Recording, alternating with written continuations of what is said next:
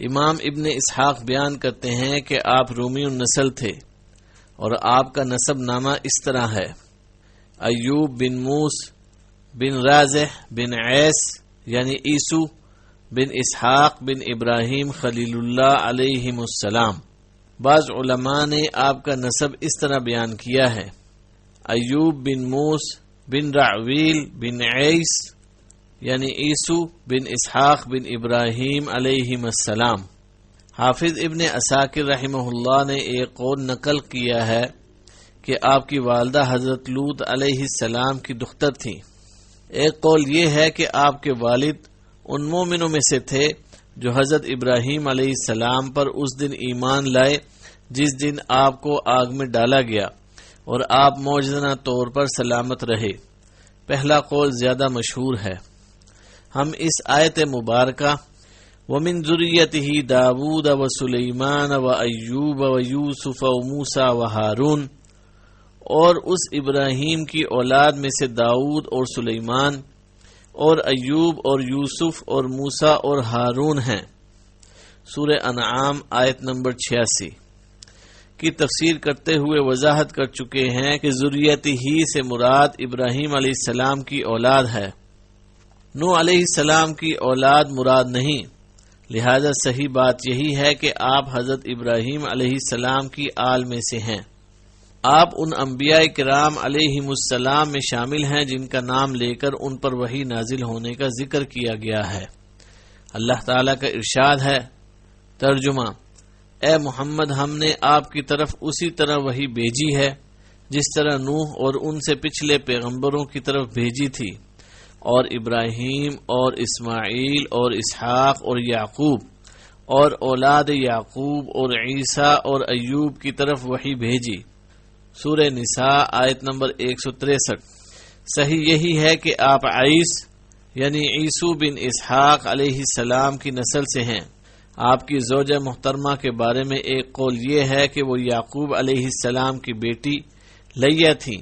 بعض کہتے ہیں کہ وہ افرایم کی بیٹی رحمت تھی، بعض کہتے ہیں کہ وہ منسا کی بیٹی تھی اور ان کا نام لیہ تھا۔ یہ قول زیادہ مشہور ہے۔ قرآن مجید میں آپ کا تذکرہ ایک صابر اور شاکر نبی کے طور پر ہوا ہے جنہوں نے لمبی مدت تک بیماری، آل اولاد کی ہلاکت اور مال و متاع کے چھن جانے پر صبر کیا، نیز دوبارہ انعامات ربانی حاصل ہونے پر شکر گزاری کی۔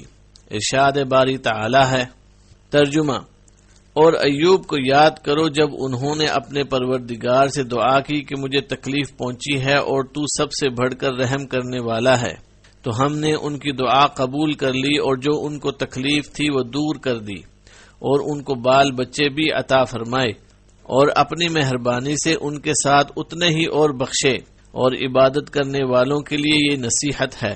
سورہ انبیاء آیت نمبر 83-84۔ دوسرے مقام پر ارشاد ہے، ترجمہ: اور ہمارے بندے ایوب کو یاد کرو جب انہوں نے اپنے رب کو پکارا کہ اے اللہ، شیطان نے مجھ کو ایذا اور تکلیف دے رکھی ہے۔ ہم نے کہا کہ زمین پر لات مارو، دیکھو یہ چشمہ نکل آیا، نہانے کو ٹھنڈا اور پینے کو شیریں، اور ہم نے ان کو اہل و عیال اور ان کے ساتھ اتنے ہی اور بخشے۔ یہ ہماری طرف سے رحمت اور عقل والوں کے لیے نصیحت تھی۔ اور اپنے ہاتھ میں جھاڑو لو، پھر اس سے مارو اور قسم نہ توڑو، بے شک ہم نے اسے صبر کرنے والا پایا، وہ بہت خوب بندہ تھا، بے شک وہ بہت رجوع کرنے والا تھا۔ سورہ صاد آیت نمبر 41-44۔ علماء تفسیر اور مورخین بیان کرتے ہیں کہ ایوب علیہ السلام ایک صاحب ثروت انسان تھے۔ آپ کے پاس ہر قسم کا مال موجود تھا، مثلا غلام، جانور، گھوڑے وغیرہ، مویشی، اور حوران شام کے علاقے بسنیہ میں وسیع اراضی کے قطعات بھی تھے۔ اس کے علاوہ آپ کی بیویاں اور بہت سے بچے بھی تھے۔ آپ سے یہ سب کچھ چھن گیا اور آپ کو سخت آزمائش دوچار کر دیا گیا۔ آپ نے اس پر بھی اللہ کی رضا کے لیے صبر کیا اور دن رات صبح و شام اللہ کا ذکر کرتے رہے۔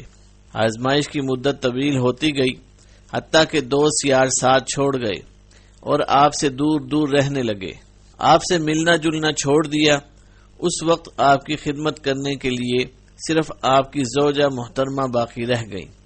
انہوں نے آپ کے گزشتہ احسانات اور شفقت کو فراموش نہ کیا، چنانچہ وہ آپ کی خدمت میں حاضر ہوا کرتی تھی اور آپ کی ضروریات پوری فرماتی، حتیٰ کہ قضائے حاجت میں بھی مدد دیتی۔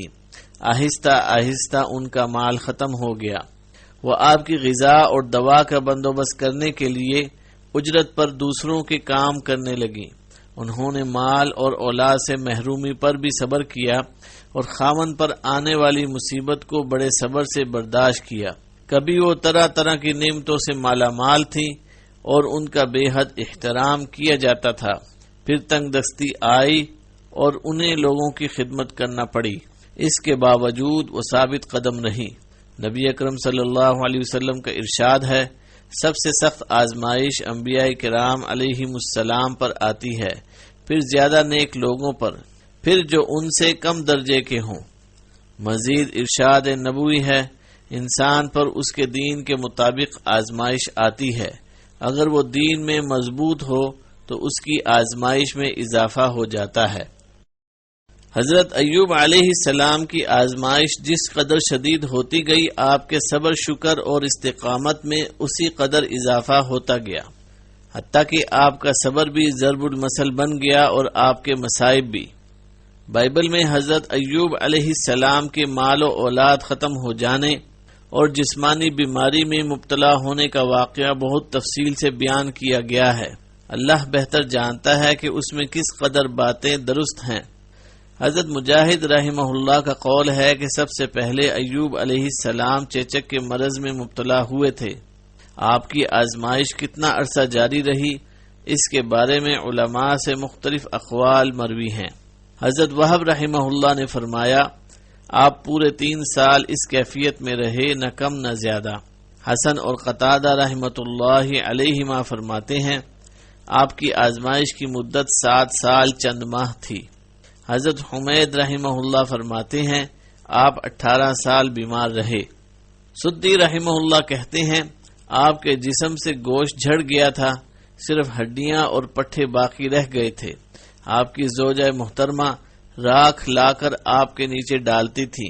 جب ایک طویل عرصہ اسی حال میں گزر گیا تو انہوں نے عرض کیا، اپنے رب سے دعا کیجئے کہ وہ آپ کی مصیبت دور کر دے۔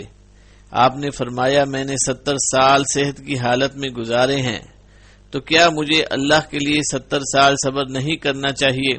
زوجہ محترمہ یہ جواب سن کر بہت پریشان ہوئی، کیونکہ وہ لوگوں کی خدمت کر کے اس کی اجرت سے ایوب علیہ السلام کے کھانے کا بندوبست کرتی تھی۔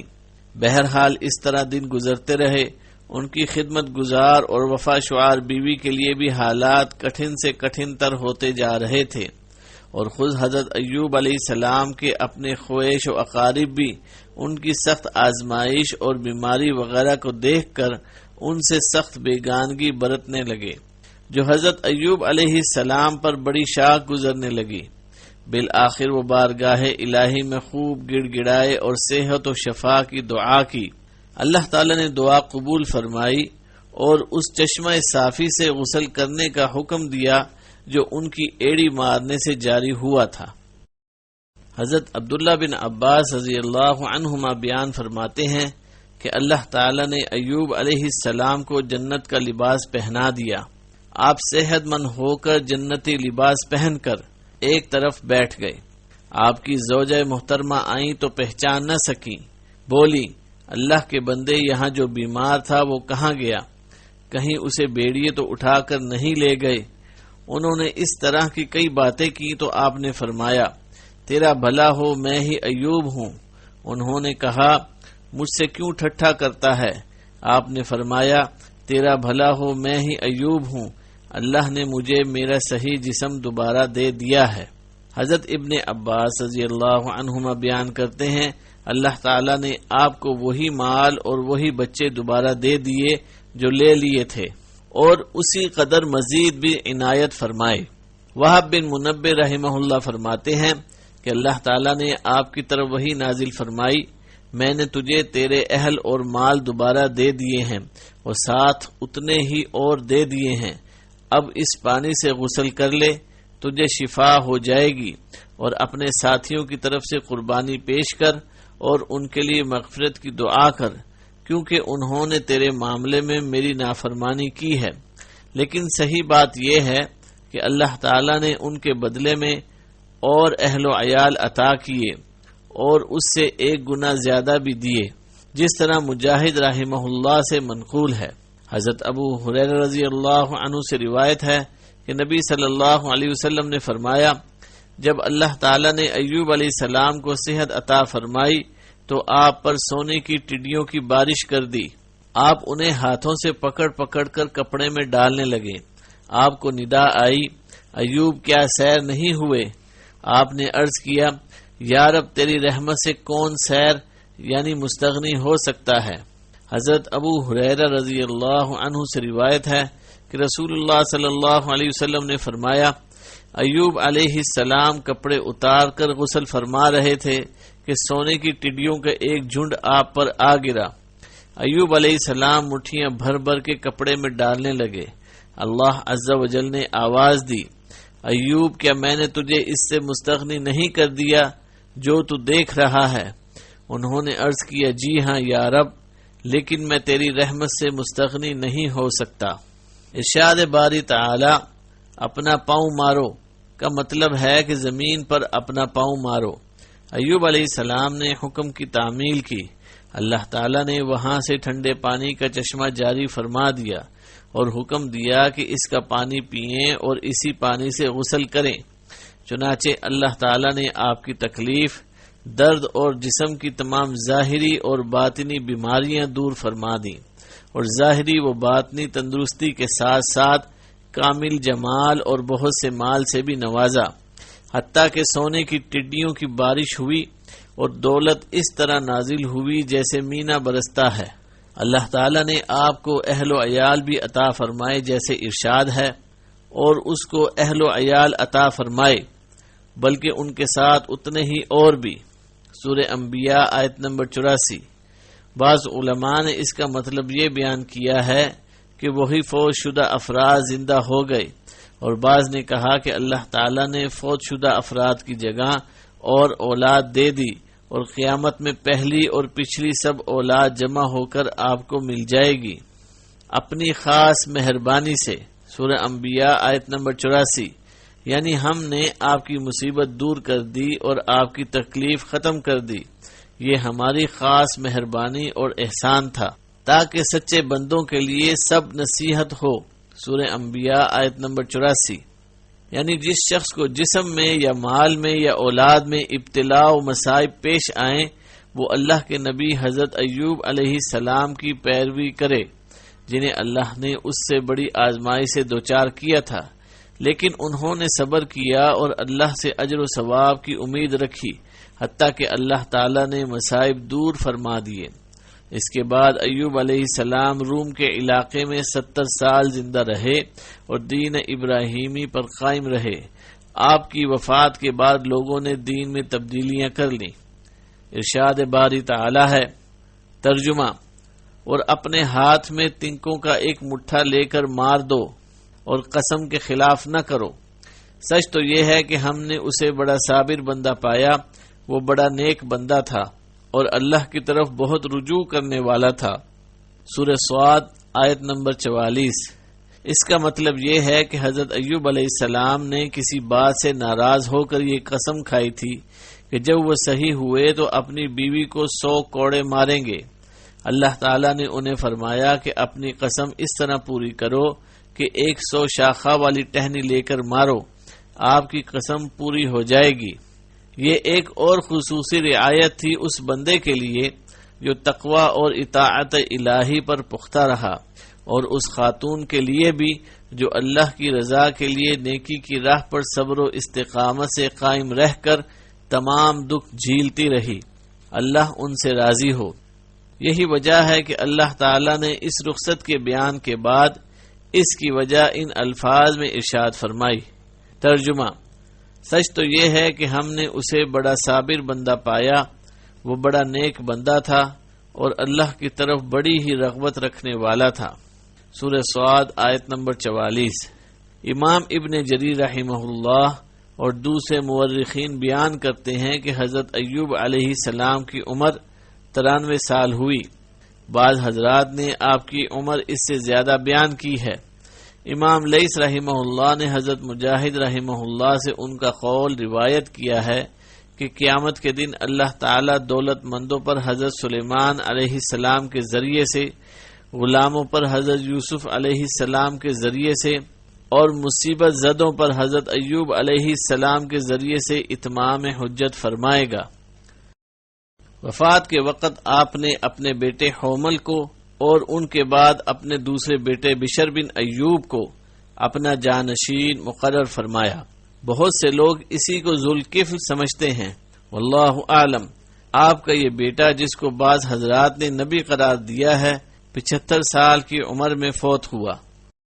حضرت ایوب علیہ السلام کے قصے سے اہل ایمان کو صبر و رضا کا درس ملتا ہے۔ ابتلاء و شدائد پر جزع و فزع کرنے کی بجائے اللہ تعالی کی طرف رجوع کرنے اور اس سے شفا مانگنے کا سبق ملتا ہے۔ اللہ تعالی نے حضرت ایوب علیہ السلام کے صبر و رضا کی تعریف و ستائش کرتے ہوئے فرمایا، ترجمہ: سچ تو یہ ہے کہ ہم نے اسے بڑا ہی صابر پایا، وہ بڑا نیک بندہ، اللہ کی طرف بہت رجوع کرنے والا تھا۔ سورہ صاد آیت نمبر 44۔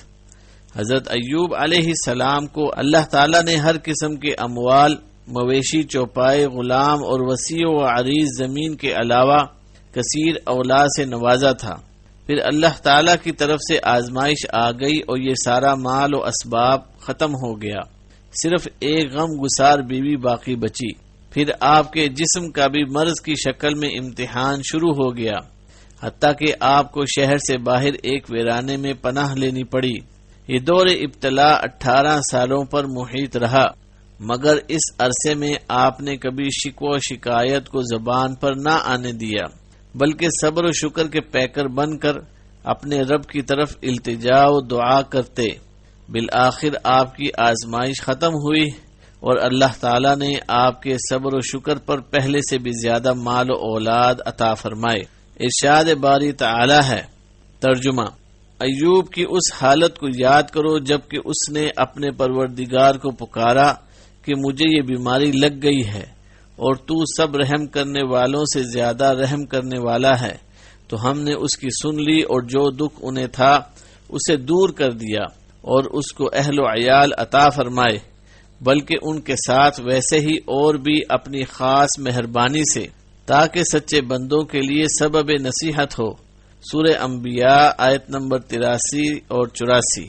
اس سے معلوم ہوا کہ مشکل کشا، غوث اعظم، گنج بخش اور دستگیر صرف ذات الہی ہے۔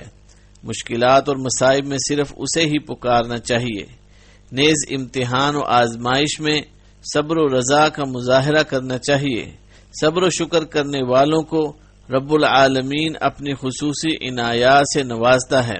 رسول مقبول صلی اللہ علیہ وسلم صبر و شکر کی فضیلت بیان کرتے ہوئے فرماتے ہیں، مومن کو جو بھی جسمانی دکھ، تکلیف، درد، حزن، بیماری یا غم پہنچتا ہے، حتیٰ کہ اسے چبھنے والے کانٹے سے بھی اللہ تعالی اس کی خطائیں معاف فرما دیتا ہے۔ حضرت ایوب علیہ السلام کے قصے سے بیماری کے علاج اور دوا استعمال کرنے کا درس ملتا ہے۔ علاج کرنا اور دوا استعمال کرنا صبر و رضا کے منافی نہیں ہے۔ اللہ تعالیٰ نے آپ کو چشمے کا پانی پینے اور اس سے غسل کرنے کا حکم دیا، حالانکہ وہ مالک اس کے بغیر بھی شفا دینے پر قادر ہے۔ یہ اس بات کی واضح دلیل ہے کہ شفا کے حصول کے لیے اسباب اختیار کرنا ضروری ہے۔ رسول اکرم صلی اللہ علیہ وسلم کے اسوہ حسنہ سے بھی علاج کی ترغیب ملتی ہے۔ آپ نے دوا استعمال کرنے کا حکم دیتے ہوئے فرمایا، اللہ کے بندو دوا استعمال کیا کرو، کیونکہ اللہ تعالیٰ نے ہر بیماری کی شفا بھی رکھی ہے، یا فرمایا ہر بیماری کی دوا بھی رکھی ہے سوائے ایک بیماری کے۔